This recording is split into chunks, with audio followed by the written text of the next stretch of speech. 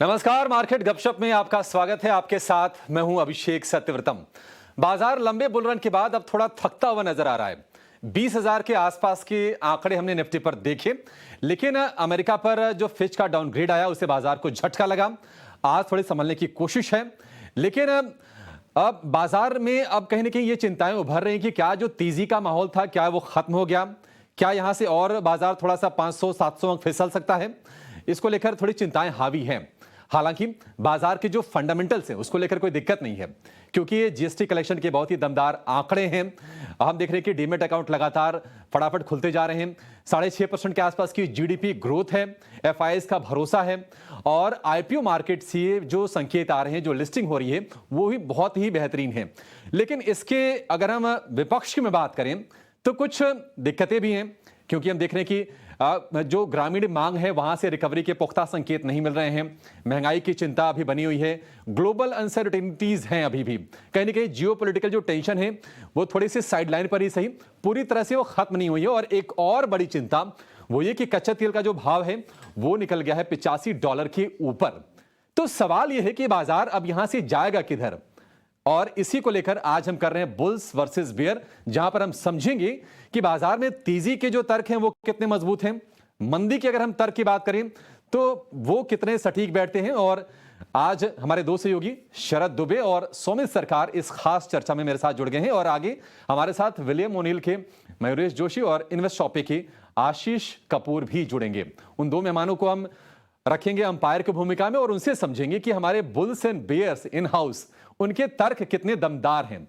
तो शरद आज बेयर्स का पक्ष लेकर हमारे साथ खड़े हैं, और सौमित की बात करें तो वो बुल्स यानी कि तेजी के तर्क हमें सौमित बताएंगे। तो एक एक करके उनके हम तर्क समझेंगे, उन तर्क में कितने गहराई है, कितना दम है, कितना कन्विक्शन है, इस पर हम पूरी चर्चा करेंगे। और अपने मेहमान से भी समझेंगे कि आपको आगे बाजार में यहां से रणनीति क्या बनानी है। क्या ये 2.5-3% के आसपास की जो करेक्शन है, क्या इसे घबराने की जरूरत है या नहीं है, यह फौरी एक चिंता है और यहां से दूर हो जाएगी। तो चलिए चर्चा की शुरुआत करते हैं, और पहले हम सौमित को और शरद को लेकर आते हैं स्क्रीन पर। और चूंकि आप हम देख रहे हैं कि थोड़ी सी चिंता के बाद तेजी को लेकर थोड़ा सा माहौल बन रहा है, तो शुरुआत करेंगे बुल्स के तर्क के साथ और सौमित के पास चलेंगे। सौमित, बताइए आपका पहला तर्क क्या है? क्यों आपको लगता है कि बाजार में ये जो थोड़ी सी करेक्शन आई है ये टिकेगी नहीं, कोई चिंता की बात नहीं है और बाजार फिर से यहां से कुलांचे भरेगा? देखिए, ग्लोबली अगर हम देखें तो काफ़ी अनसर्टनिटीज़ है, वो मैं मना नहीं करूंगा, बट इंडिया का जो माइक्रो फैक्टर्स है वो काफ़ी स्ट्रांग है। जैसे कि जीएसटी कलेक्शन की अगर हम बात करें, जुलाई महीने में ही 11% की ग्रोथ हमें देखने को मिली है वाई बेसिस पे, और पिछले 4 महीने की अगर हम बात करें तो कॉन्स्टेंटली 10% से ज़्यादा का जीएसटी कलेक्शन कंटिन्यूसली इंडिया में देखने मिल रहा है। पीएमआई 62.3 के स्तर पे पहुंच चुका है, जो कि एटलीस्ट 11 टू 13 मंथ हाई पे है और काफ़ी स्ट्रॉन्ग नंबर है। उसी के साथ अगर आप देखेंगे तो इंडिया में जो क्रेडिट ग्रोथ हो रहा है कंटिन्यूसली 16%, 14 टू 16% का ग्रोथ हमें 2023 में देखने मिल रहा है। कंटिन्यूस बेसिस पे इतना डबल डिजिट ग्रोथ सस्टेन कर रहा है इंडिया क्रेडिट साइड पे। जून मंथ की अगर हम बात करें तो वहाँ पे भी 16% की ग्रोथ थी। व्हीकल रजिस्ट्रेशन की अगर हम बात करें तो वो भी थर्ड कंसेक्यूटिव मंथ के लिए कंटिन्यूसली बढ़ा है ऑन अ वाई बेसिस। और ई वे बिल्स, जिससे हमें पता चलता है कि कितनी गाड़ियाँ फ्रेट में चल रही है, सामान का मूवमेंट कैसा हो रहा है पूरे देश में, वो भी अगर हम देखें तो 15 से 20% ग्रो किया है 2023 में। तो ये सारे जो फैक्टर्स है वो क्लियरली ये बता रहे हैं कि जो हाई फ्रिक्वेंसी इंडिकेटर्स है इंडिया में वो काफ़ी स्ट्रांग है, और इसी कारण मेरा मानना यह है कि ये जो शॉर्ट टर्म फॉल हमें देखने मिला मार्केट में वो सस्टेन नहीं करेगा। जी बिल्कुल, आपने तो बहुत सही कहा, स्पेशली माइक्रो मार्केट्स को लेके। लेकिन जो ग्लोबल मैक्रो सेगमेंट है यहाँ पे पेन लग रही है, और ये पेन जो है लगी हुई है पिछले 3 दिन से। ऑफ कोर्स याद रखिए, चाइना की डिमांड में जो है रिकवरी पूरी तरह आ नहीं पा रही है, एंड इसके अलावा जो है ऑफ कोर्स बहुत सारे नए रिकवरी के मॉडल्स आ रहे हैं, प्लानिंग कर रहे हैं, पर उसके अलावा जो है ग्लोबली जो है एक अच्छा इम्पैक्ट नहीं देखने मिला, स्पेशली एक्सपोर्ट्स को लेके भी। इसके अलावा डेवलप मार्केट्स में भी देखें तो एक रिसेशन का जो है एक फियर बना हुआ है। End of course bank of England ने कल ही जो था अपने रेट्स को बढ़ाया, अपने 15 ईयर हाई लेवल्स पे किया है। तो कन्फ्यूजन डेवलप मार्केट्स में आ रहा है। और डेवलप्ड मार्केट्स की अगर बात करें तो सबसे बड़ा नाम क्या आता है? यूएसए। यहाँ पे आप देखे होंगे फिच का जो एक डाउनग्रेड हुआ था सोवरेन रेटिंग का, अब याद रखिए 15 साल के बाद ये डाउनग्रेड हुआ है, और उसके कारण जो है यील्ड्स बढ़ गए हैं। इसका मतलब लंबे अवधि के लिए जो आप समय के लिए आप बात कर रहे थे, वहाँ पे अब इन्वेस्टर्स को ज़्यादा रिटर्न देखने मिल रहा है। तो ग्लोबल मैक्रोस में जो है एक सवाल ज़रूर उठ रहा है। बट अगर वॉरेन बफे को चिंता नहीं है इस डाउनग्रेड की, तो हम क्यों चिंता करें, हमें तो फिर भी फर्क नहीं पड़ रहा। और हाँ, मैं मानता हूँ कि एक्सपोर्ट्स इंडिया के भी कम हुए हैं, बट चाइना का जो रिकवरी स्लो हो रहा है वो एक्चुअली इंडिया को बेनिफिट करेगा। सारे ग्लोबल स्ट्रैटेजिस्ट जो है, कल मॉर्गन स्टैनली का भी नोट आया था, वो भी यही कह रहे थे कि जब चाइना में अगर स्लो डाउन हो रहा है, चाइना में ग्रोथ नहीं हो रहा है, इसका मतलब यही है कि जो भी पैसे हैं वो सब इंडिया की तरफ फ्लो करेगी, इंडिया की तरफ ग्लोबल जो भी पैसे हैं वो इंडिया में फ्लो करेंगे। अभिषेक, आप क्या कहते हैं इसके बारे में? तर्क तो देखिए सौमित आपके भी दमदार हैं, लेकिन शरद क्या है ना, थोड़ा सा नियर टर्म में देख रहे हैं और आप लग रहा है थोड़ी दूर की सोच रहे हैं, क्योंकि बात सही है कि 16 से 18% की क्रेडिट ग्रोथ एचडीएफसी बैंक भी गाइडेंस देके चल रहा है कि हाँ हमारी नजर उस पर है, और हमने देखा है कि 16% की बहुत ही दमदार क्रेडिट ग्रोथ है। लगातार 1,70,000 करोड़ के जीएसटी के हम कलेक्शन देख रहे हैं, जो कि बहुत ही सॉलिड है, क्योंकि वो ये बताता है कि इकोनॉमी कितनी तेजी से फ्लरिश कर रही है। जीएसटी कलेक्शन का बढ़ना यानी कि एक इकोनॉमी का इंडिकेटर की किस तरह से इकोनॉमी में मजबूती आ रही है। इकोनॉमी मजबूत होगी, नौकरियों के मौके बढ़ेंगे, नौकरियों के मौके बढ़ेंगे तो कहीं की सेविंग बढ़ेगी, और वो सब चीजें फिर डाइवर्ट होकर मार्केट में कहीं ना कहीं सेविंग के तौर पे आती है। लेकिन शरद के तर्क भी थोड़े से है वाजिब कि अभी जियोपॉलिटिकल थोड़ी सी टेंशन है, फिच ने डाउनग्रेड किया तो शायद माहौल सुधरने में शायद थोड़ी सी अनिश्चितता यहां से बढ़ गई है। लेकिन अब ये बताइए कि आपका दूसरा तर्क क्या है, क्यों आपको लगता है कि बाजार यहां से बुलिश मोमेंटम में बना रहेगा, उसको लेकर कोई रिस्क नहीं है? देखिए, अब अगर आप देखेंगे तो हाल ही में इंडिया पूरी दुनिया में सबसे ज़्यादा पॉपुलस कंट्री हो गया था, और सबसे जो मेन हमारा स्ट्रेंथ है वो है हमारा पॉपुलेशन, और दूसरा है यंग पॉपुलेशन। अगर आप मीडियन एज देखेंगे इंडिया की तो वो 28 की है। इसका मतलब ये है कि इंडिया आगे चल के और ज़्यादा वर्किंग पॉपुलेशन ऐड करेगा, और जैसे जैसे वर्किंग पॉपुलेशन बढ़ता जाएगा वैसे ही इंडिया का जीडीपी बढ़ता जाएगा, और जीडीपी बढ़ता जाएगा तो ऑब्वियसली ग्लोबल फंड्स भी हमारी तरफ आते जाएंगे और पैसे मार्केट में भी बनेंगे, मार्केट भी बढ़ेगा पूरा। अगर जीडीपी बढ़ेगा तो ऑब्वियसली मार्केट साइज भी बढ़ने वाला है लिस्टेड स्पेस का उसके साथ। और इसी कारण जो है अगर आप देखेंगे तो जीडीपी पर कैपिटा जो है इंडिया का भी वो सिर्फ $2,500 के आसपास है, जबकि चाइना का $12,700 के आसपास। तो आप देख रहे हैं कितना बड़ा डिस्टेंस है जो इंडिया इजीली कवर करेगा। काफ़ी लोग मानते हैं, और हमें भी इकोनॉमिक इंडिकेटर्स और जो फॉरवर्ड व्यू है उससे पता चल रहा है कि ये गैप जो है डेफिनेटली कवर होगा 2,500 से 12,700 जो चाइना का नंबर है। और यंग पॉपुलेशन जो है हमारा इंडिया का वो ही इस चीज़ को ड्राइव करेगा, जीडीपी ग्रोथ और जीडीपी पर कैपिटा ग्रोथ। लेकिन ड्राइव से आपने एक चीज़ और कहा कि ड्राइव के लिए तेल लगता है, और तेल के लिए होता है क्रूड, और इंडिया का क्रूड का डिपेंडेंस जो है बहुत ज़्यादा है, ऑलमोस्ट 85% का। ये सेगमेंट आप ही ट्रैक करते हैं, और यहाँ पे टाइटनिंग देखने मिल रही है सप्लाईज की। ओपेक कंट्रीज ले लीजिए, और हाल ही में सऊदी अरेबिया भी अपने आउटपुट कम करने वाले हैं। रशिया की बात करें तो वो भी अब जो है अगले 2 महीने आउटपुट कट करने वाले हैं। उसके कारण क्या हुआ, आपके जो ब्रेंट क्रूड प्राइसेस है उसमें एक बहुत तेज़ी देखने मिली। और भारत में जो है इंटरेस्टिंग एनालिसिस दिया था आपने पहले कि जो रिटेल इन्फ्लेशन है वो भी बढ़ सकता है आगे, क्योंकि हम क्रूड डिपेंडेंट हैं, तो इसके कारण जो है ज़रूर एक इम्पैक्ट पड़ सकता है। तो अभिषेक जी, इसका आप क्या कहना चाहेंगे, शॉर्ट टर्म बेसिस पे आपका क्या व्यू रहेगा? शरद, इस पे व्यू ये है कि ये जो क्रूड की आप चाल बता रहे हैं ना कि 20% के आसपास की रिकवरी आ गई है, लेकिन तमाम बड़े एक्सपर्ट से जो बातचीत कर रहे हैं उनका ये कहना है कि चूंकि अब रिन्यूएबल पर फोकस बढ़ रहा है तो शायद क्रूड में वो रफ्तार ना दिखे जो हम पहले देखते थे कि अच्छा कभी कभी तो $150 के आसपास भी भाव पहुंचे थे। तो मोटा मोटी एक रेंज में ही रहेगा, तो ये ज्यादा मुझे लगता नहीं कि बहुत बड़ी चिंता की बात है। हाँ, लेकिन शॉर्ट टर्म में है, अगर यहां से कोई अगर डिसरप्शन आया सप्लाई को लेकर तो शायद मामला बिगड़े, अदरवाइज चीजें मुझे बहुत इसमें दम उतना नहीं लग रहा है। सौमित, आपके पास फिर से आएंगे क्योंकि आप तो एक के बाद एक धमाकेदार आप पटाखे छोड़े जा रहे हैं। अगला तर्क आपका क्या है? 3-4 तो आपने बढ़िया मजबूत सॉलिड तर्क गिना दिए।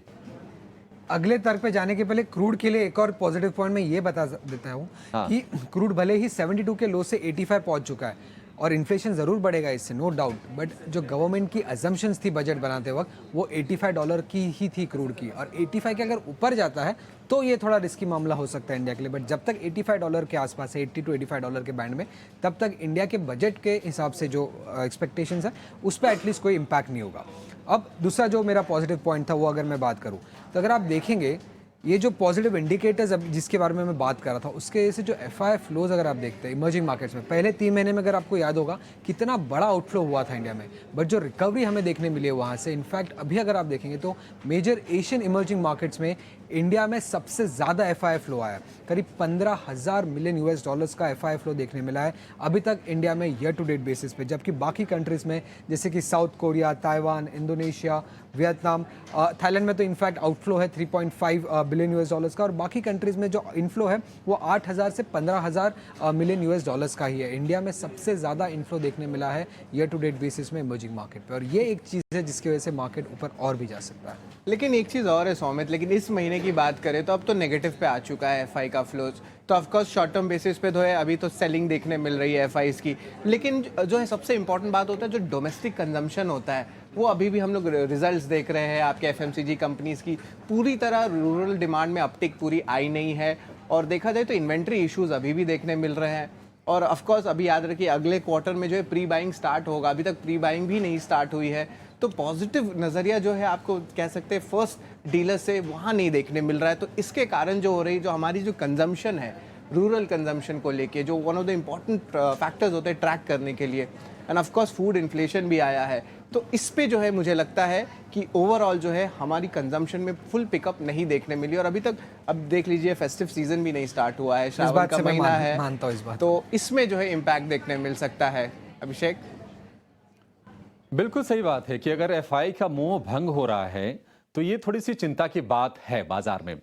और सुमित, आपके जो जितने भी तर्क इसके पहले थे ना वो कहीं ना कहीं थोड़े से खारिज भी होते हैं, क्योंकि हम जितनी स्टडी करते हैं उससे कम 10 गुना ज्यादा एफआई स्टडी करके किसी बाजार में पैसे डालते हैं और उस देश की ग्रोथ की तस्वीर देखकर, आउटलुक देखकर कि अच्छा मीडियम टर्म में, लॉन्ग टर्म में किस तरह से इकोनॉमी यहां से प्रोसीड करेगी, उसके हिसाब से डिसीजन लेते हैं। तो अगर ये बिकवाली हो रही है सुमित, तो क्या उनको बाकी तर्क नहीं दिख रहे कि हमारी इकोनॉमी सॉलिड है?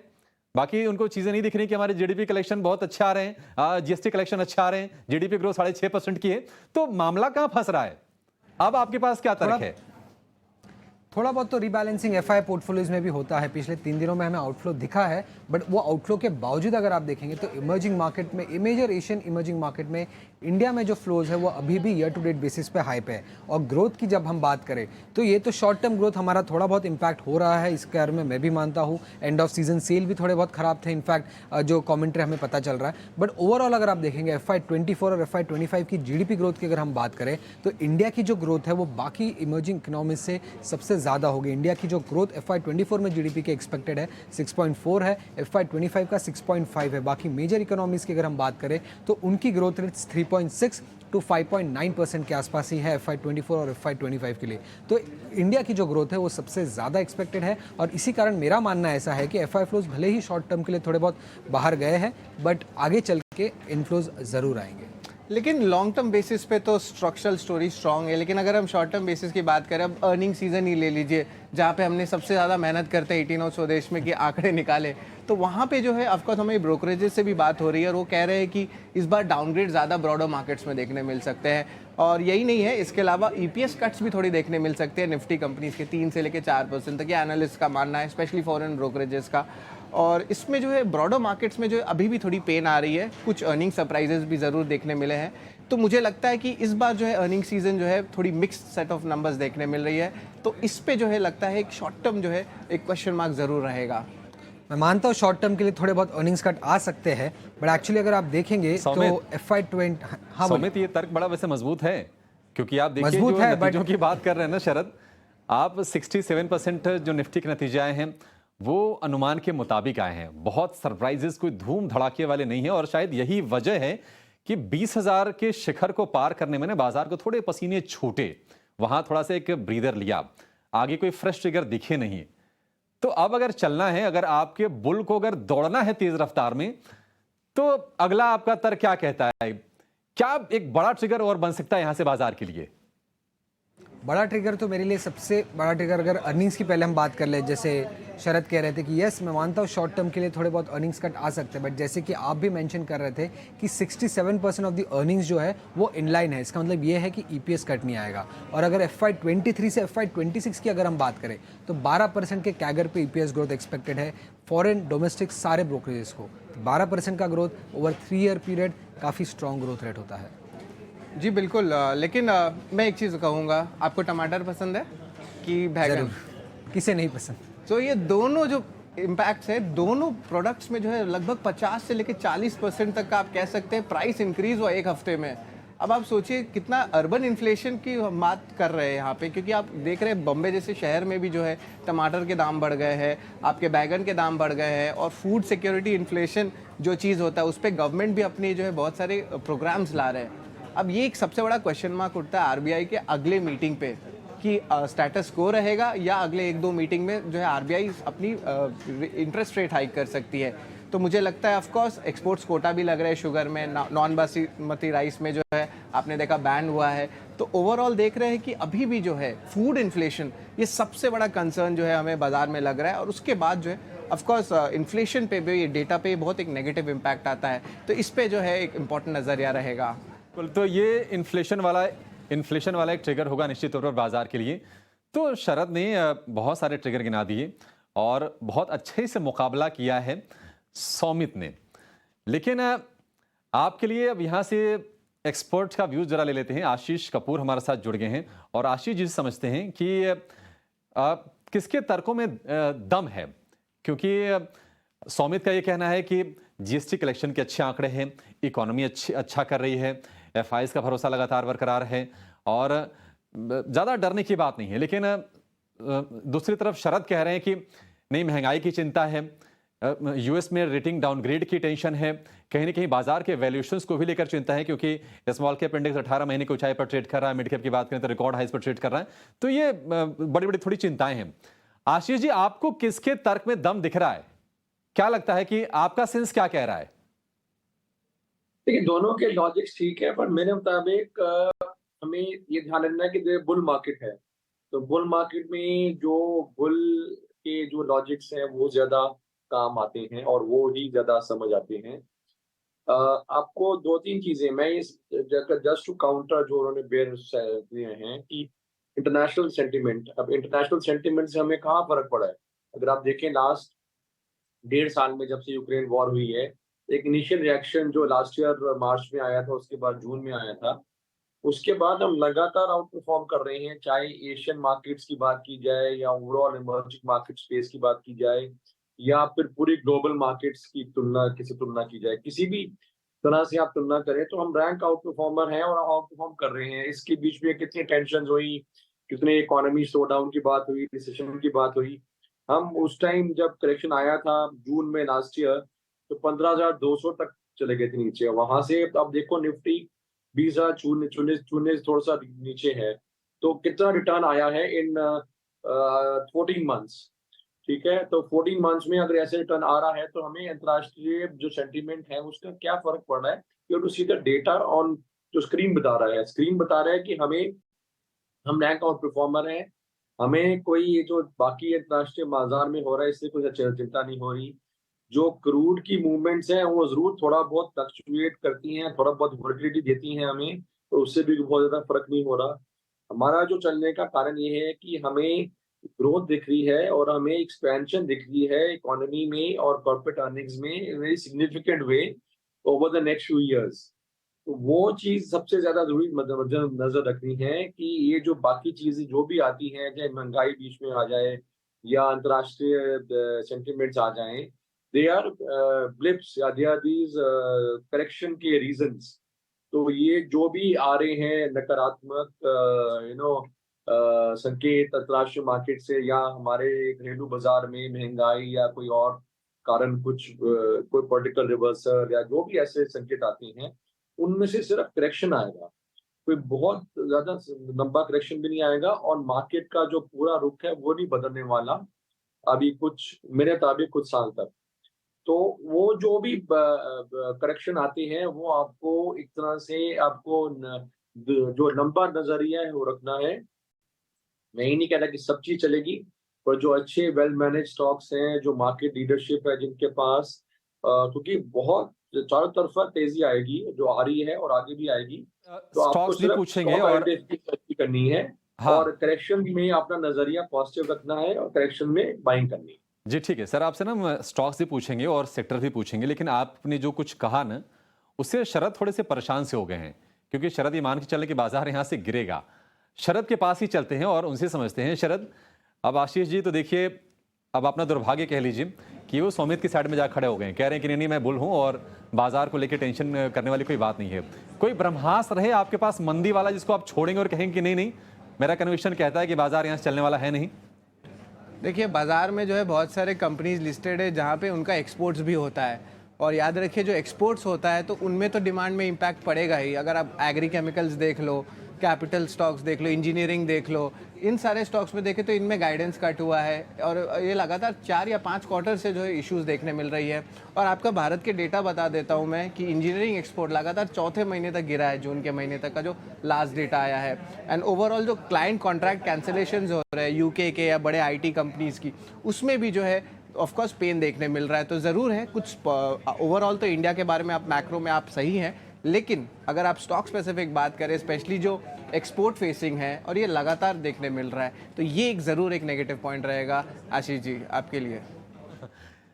ठीक है, एक्सपोर्ट में कमजोरी है लेकिन वो कमजोरी कुछ सेगमेंट तक सीमित है और उसकी वजह ये भी है कि लास्ट ईयर जो हमने एनर्जी क्राइसिस देखी यूरोप में यूक्रेन और रशिया के युद्ध के चलते, उससे अभी तक हम पूरी तरह से उबर नहीं पाए। धीरे धीरे उबरने की कोशिश जरूर कर रहे हैं लेकिन थोड़ा सा शायद अभी और समय लगेगा। सुमित, कोई और चीज जो आपको लगता है कि नहीं कन्विक्शन तो है, मार्केट बुल मोमेंटम में है और इसी में रहेगा?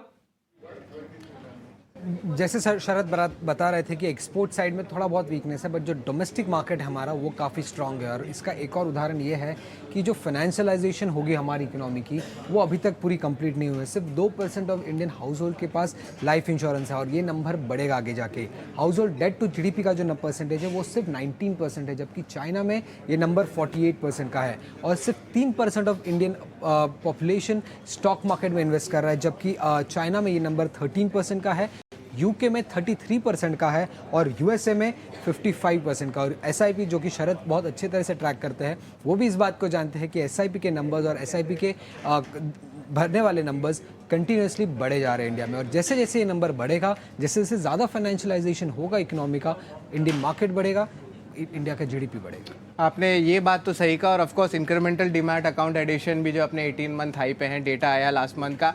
लेकिन मैं एक चीज़ बताऊंगा कि अगर तेज़ी ऑलरेडी बाजार में देखने मिली है, इसका मतलब स्मॉल कैप इंडेक्सेस अपने 17-18 मंथ हाई लेवल्स पे है, वैल्यूएशंस एक हाई है करंट बेसिस पे। और अगर इमर्जिंग मार्केट्स के बारे में बात करें तो वहाँ पे अगर उसको कंपेयर करेंगे तो वो अभी थोड़ी वैल्यूएशंस हायर देख रही है। अगर आप MSCI EM इंडेक्स की बात करें तो अभी भी वैल्यूएशंस पे तो एक सवाल ज़रूर उठ रहा है, क्या फ्रेश एंट्री पोजीशंस लेनी चाहिए, बट वैल्यूएशन में अगर मैं बोलूँ तो इमर्जिंग मार्केट से तो हमेशा ही हमारा वैल्यूएशन हाई रहा है, बट इंडिया के 5 ईयर एवरेज के सामने अगर आप देखेंगे तो वैल्यूएशन अभी भी एट पार है। जो नंबर मेरे पास है 5 ईयर एवरेज का वैल्यूएशन 18.9 टाइम्स था और अभी का 12 मंथ फॉरवर्ड वैल्यूएशन अगर आप देखेंगे तो 18.6 है। और जो कि पीक वैल्यूएशन था इंडिया का निफ्टी का वो 23 टाइम्स था। तो वैल्यूएशन इंडिया के हिसाब से अगर आप देखेंगे तो एक्सपेंसिव नहीं है। इमर्जिंग मार्केट से मैं मानता हूँ एक्सपेंसिव है। जी बिल्कुल, तो लेकिन emerging सवाल जो है markets ऑफकोर्स के- स्मॉल कैप में ही रहता है कि स्टॉक्स बहुत चल गए हैं, ऐसे बहुत सारे IPOs आ रहे हैं, SME स्टॉक्स में तेजी आई है, स्मॉल कैप स्टॉक्स में तेजी आई है। तो ये क्या अभी कॉशन लेने का समय है या और आगे बढ़ना इस बुल रैली में? ओवरऑल अगर स्ट्रक्चरल ट्रेंड की अगर आप बात करें वो एक सवाल रहेगा। बिल्कुल, तो देखिए क्या है कि दोनों के सॉलिड बड़े तर्क रहे और सौमित का कन्विक्शन है बुल मोमेंटम को लेकर, बुलिश मोमेंटम को लेकर, और उनके अपने तर्क भी बहुत ही बेहतरीन है। लेकिन शरद के जो तर्क हैं वो कहीं ना कहीं छोटी अवधि में वो चिंता बाजार में पैदा जरूर कर सकते हैं। महंगाई को लेकर चिंता है, सब्जियों की महंगाई को लेकर, ग्रामीण मांग को लेकर थोड़ी सी चिंता है, बाजार के वैल्यूएशन से इमर्जिंग मार्केट्स हालांकि तुलना कर रहे हैं उसको कि बिल्कुल आउटराइटली खारिज कर दिया सौमित ने। लेकिन अब आखिर में चलेंगे आशीष जी के पास। आशीष जी, ये तमाम आपने चर्चा सुनी और आपने अपना वर्डिक्ट तो पहले ही दे दिया कि मैं तो सौमित के साइड में खड़ा हूं, मैं तो बुल हूं। अब ये बताइए कि अगर आप बुल हैं अगर यहां से और बाजार को यहां से चलना है तो कौन से शेयर या फिर कौन से सेक्टर यहां से अब लीडरशिप दिखाएंगे? देखिए, जैसे मैंने पहले बताया, मेरे हिसाब है कि ये मार्केट इसलिए भी अच्छी है क्योंकि बहुत ही वाइड स्प्रेड तेजी है जो हम देख रहे हैं। बात की कैपिटल गुड्स की, जिनका आप कह रहे हैं कि एक्सपोर्ट में सफर होगा, और इंजीनियरिंग का जो सबसे दिग्गज स्टॉक है कैपिटल गुड्स इंजीनियरिंग में L&T, उसके आप रिजल्ट्स देखें तो कितने शानदार आए हैं। पूरा स्टॉक रीरेट हुआ है। तो मैं कहूंगा कि चलो ठीक है, कोई कई सेगमेंट्स होंगे जहां पे एक्सपोर्ट के कारण कुछ हेडविंड आ रहे होंगे, पर क्योंकि डोमेस्टिक में इतनी अच्छी तेजी है, इतनी अच्छी लिक्विडिटी है कि वो unless it's 100% export oriented unit या काफी 70-80% किसी का एक्सपोर्ट से आ रहा है, वो कंपनीज आप अवॉइड कर सकते हैं। मतलब इतने बड़े यूनिवर्स में ओनली स्टॉक कंपनीज अवॉइड करते हैं जिसमें कि 50% ज्यादा एक्सपोर्ट अर्निंग है, वो आप छोड़ सकते हैं। बट वो तो बहुत छोटी कंपनीज हैं पूरे यूनिवर्स में से। बाकी मेरे को नहीं लगता कोई ऐसा कुछ कारण है। अगर आप छोटी अवधि की बात करें, छोटी से मध्यम अवधि, तो जो सेक्टर हमने अवॉइड करना है वो बेसिकली आईटी है। तो आईटी में शायद हेडविंड्स कुछ और चलेंगे। इसके अलावा चाहे वो कैपिटल गुड्स हो, इंजीनियरिंग हो, कंज्यूमर हो, आपका बैंकिंग हो, फाइनेंशियल सर्विसेज हो, ऑटो हो, ये सब में मेरे को तो बहुत अच्छा तेजी लग रही है क्योंकि पूरी इकोनॉमी एक्सपैंड हो रही है, पर कैपिटा इनकम बढ़ रहा है, इकोनॉमी में कैपिटल बहुत क्रिएट हो रहा है। इन सब का फायदा अक्रॉस द बोर्ड कंपनीज को बनने वाला है। जो मेरी ये स्टॉक स्पेसिफिक राय तो यही होगी कि आप try and go with the leaders, कि अगर आपको क्यूएसआर करना है तो गो विद जुबिलेंट या देवयानी इंटरनेशनल। आपको अगर होम डिलीवरी का दिस्टिंग है तो गो विद जोमेटो। आपको ऑटोमोबाइल करना है तो गो विद मारुति या टाटा मोटर्स। तो वो आप try and find the leaders जो हैं हर सेगमेंट में, हर इंडस्ट्री में, और जो वेल मैनेज्ड हैं उनके साथ जाइए। आपको you can't go wrong. ICICI bank अगर आपने बैंकिंग करना है, एचडीएफसी बैंक अगेन काफी देर से अंडर परफॉर्म कर रहा है। अगर आपका बहुत छोटा नजरिया नहीं है तो एचडीएफसी बैंक का एक्युमुलेट करते रहिए, कहीं ना कहीं जाके इसमें दोबारा रीरेटिंग आएगी। तो ऐसे बहुत अपॉर्चुनिटीज हैं जो दिख रही हैं, और मेरे मुताबिक चार तरफा तेजी है जो आगे आनी है। अब आई थिंक अपना नजरिया बुलिश रखना चाहिए। कुछ स्टॉक्स मैं मान लेता हूँ कि जहाँ पे एक्सपोर्ट अर्निंग है या जहाँ पे कुछ मैनेजमेंट रिलेटेड इश्यूज होंगे, सारी चीज तो नहीं चलती है मार्केट में कभी, बट मेजॉरिटी जो मार्केट है वो एक बुलिश फेज में है। उसके अंदर अगर आप स्टॉक सिलेक्शन में थोड़ी सी कंपनीज वो चुनिए जिनमें मैनेजमेंट अच्छी है और जिनके अपने सेगमेंट में इंडस्ट्री पोजीशन, लीडरशिप पोजीशन है, उनमें मेरे मुताबिक आपके बहुत अभी कैपिटल क्रिएट होना है अगले कुछ सालों में। तो पॉजिटिव रहिए और हर करेक्शन में try and buy and remain 100% invested. जहां जहां आपका लॉन्ग टर्म फंड अवेलेबल है उनको 100% इन्वेस्टेड रहना चाहिए। एट द मोस्ट थोड़ा बहुत जो ट्रेडिंग का रखना है वो भी हर करेक्शन में बाय करके इन्वेस्टेड रहिए, तो आपका सबसे मैक्सिमम गेन आएगा नेक्स्ट ईयर। परफेक्ट। तो बाजार का मूल मंत्र यह है आज से जो निकला है गपशप से, बी पॉजिटिव। वैसे भी 20,000 के बेस पर 2% की या 3% की गिरावट से अगर आप घबराते हैं तो शायद बाजार आपके लिए सही जगह नहीं है, या फिर आप बाजार की सीरत को अच्छे से समझते नहीं हैं। लेकिन शरद ने बिल्कुल जो तर्क गिनाए बिल्कुल वो वाजिब है अपनी जगह, और शायद अगर आप बहुत बड़े छलांग की उम्मीद अगर कर रहे हैं तो इन तर्कों में इतना दम है कि उस छलांग को नहीं होने देंगे, बाजार को रोक के रखेंगे। थोड़ी गति धीमी होगी, गति उतनी फास्ट नहीं होगी, लेकिन बाजार चलता रहेगा और जो बुल दौड़ा है वो दौड़ता रहेगा, जो कि आपको सौमित ने बताया है। चलिए शो को यहां पर समाप्त करेंगे। आशीष जी आपका भी बहुत शुक्रिया समय देने के लिए और इस खास चर्चा में शामिल होने के लिए, अंपायर की भूमिका निभाने के लिए। सौमित और शरद आपका बहुत शुक्रिया। इस शो को यहां पर समाप्त करेंगे, लेकिन आप बने रहिए 18 और स्वदेश के साथ। नमस्कार।